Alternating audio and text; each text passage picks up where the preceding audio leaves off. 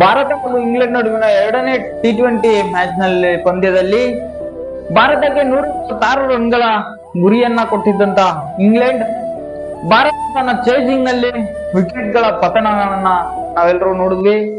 ಭಾರತ ಈ ಸಮಯದಲ್ಲಿ ಸಂಕಷ್ಟದಲ್ಲಿದ್ದಾಗ ಒಂದ್ ಕಡೆ ವಿಕೆಟ್ ಗಳನ್ನ ಕಳೆದುಕೊಳ್ಳುತ್ತಿರುವಾಗ ತಂಡಕ್ಕೆ ನೆರವಾದಂತ ತಿಲಕ್ ವರ್ಮಾ ಒಂದು ಔಟ್ಸ್ಟ್ಯಾಂಡಿಂಗ್ ಪರ್ಫಾರ್ಮೆನ್ಸ್ ಅನ್ನ ಕೊಟ್ಟಿದ್ದಾರೆ.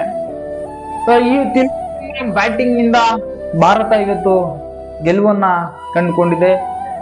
ಭಾರತ 6 ವಿಕೆಟ್ ಗಳನ್ನ ಕಳೆದುಕೊಂಡು ಸಂಕಷ್ಟದಲ್ಲಿದ್ದಾಗ ತಿಲಕ್ ವರ್ಮಾ ಒಂದ್ ಕಡೆ ರನ್ ಗಳನ್ನ ಕಲೆ ಹಾಕ್ತಾ ಅವರಿಗೆ ಸಹಾಯ ಹಸ್ತವಾಗಿ ನಿಂತಿದ್ದು. 8 ವಿಕೆಟ್ ಗಳನ್ನು ಕಳೆದುಕೊಂಡಾಗ ರವಿ ಬಿಷ್ಣೋಯಿ ಕೂಡ ವಿಕೆಟ್ ಅನ್ನು ಕೊಡದೆ ತಿಲಕ್ ವರ್ಮಾ ಜೊತೆಗೂಡಿ ಈ ಒಂದು ಪಂದ್ಯ ಗೆಲುವಿಗೆ ಕಾರಣರಾಗಿದ್ದಾರೆ.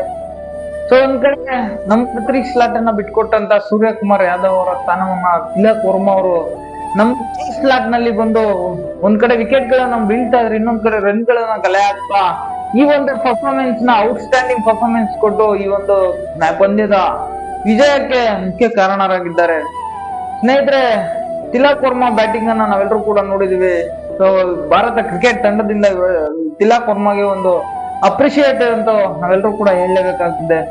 ಸೊ ಈ ತಿಲಕ್ ವರ್ಮಾ ಬ್ಯಾಟಿಂಗ್ ಬಗ್ಗೆ ನಿಮ್ಗೆ ಏನನ್ನತ್ತ ಅನ್ನೋದನ್ನ ಕಾಮೆಂಟ್ ನಲ್ಲಿ ತಿಳಿಸಿ ಅಂತ